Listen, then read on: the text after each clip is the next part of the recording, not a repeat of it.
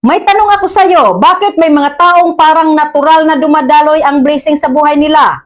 Habang ang iba parang laging hirap, laging black, laging kulang. May sikreto ba? Oo. At madalas, hindi ito tungkol sa swerte. Blessings often flow where there is alignment. Ano ang ibig sabihin nun? Kapag align ang isip, ugali, actions at puso mo, mas nagiging bukas ang daloy ng biyaya.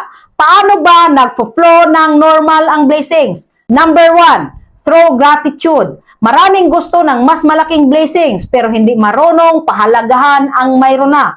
Pero gratitude creates room for abundance. Kapag marunong kang magpasalamat sa maliit, pinagkakatiwalaan ka sa mas malaki. Complainer blocks joy. Grateful people attract peace. At peace attracts wisdom. At wisdom attracts opportunities. Blessings often enter through gratitude. Number 2, through generosity. May principle sa buhay. What you release has a way of returning. Kapag marunong kang magbigay ng oras, kabutihan, at tulong at encouragement, bumabalik yan in ways you cannot predict. Blessings flow through open hands, hindi closed fist. Number 3, through right actions. Hindi sapat puro dasal pero walang kilos. May blessings na dumarating kapag gumagalaw ka. Opportunity often visits the moving. Hindi ang laging naghihintay lang. Plant before harvest. Action invites favor. Number 4, through good relationship. Minsan blessing mo dumadaan sa tao. A connection, a mentor, a friend, a partner. Kaya wag sunugin ang tulay.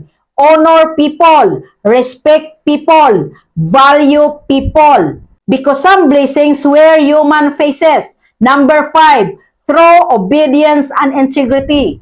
Ito malalim. Kapag tama ang prinsipyo mo, may peace. At peace attracts clarity. At clarity produces better decisions. And better decisions create better outcomes. Maraming gusto ng blessings pero ayaw sa discipline. Hindi pwedeng ganon. Number 6, through letting go. May blessings na hindi dumadaloy dahil puno ka ng bitterness, resentment, takot o pride. Minsan kailangan may pakawalan ka para may pumasok. You cannot receive fully with cleansed fist.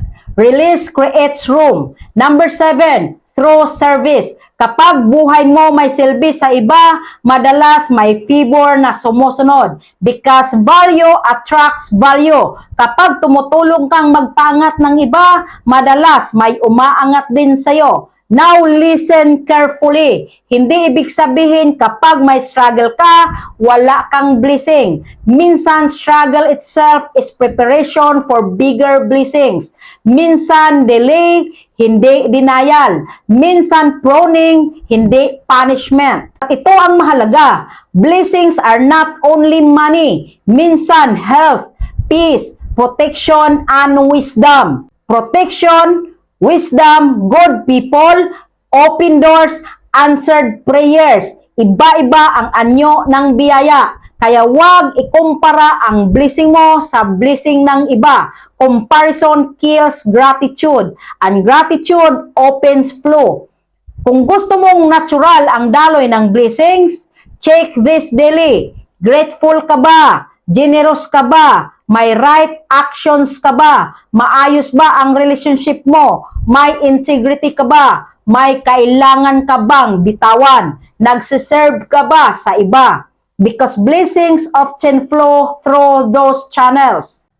At gusto kong iwan ito sa'yo, hindi hinahabol ang blessings. Ina-align ang buhay para maging daluyan nito. Napakalalim niyan.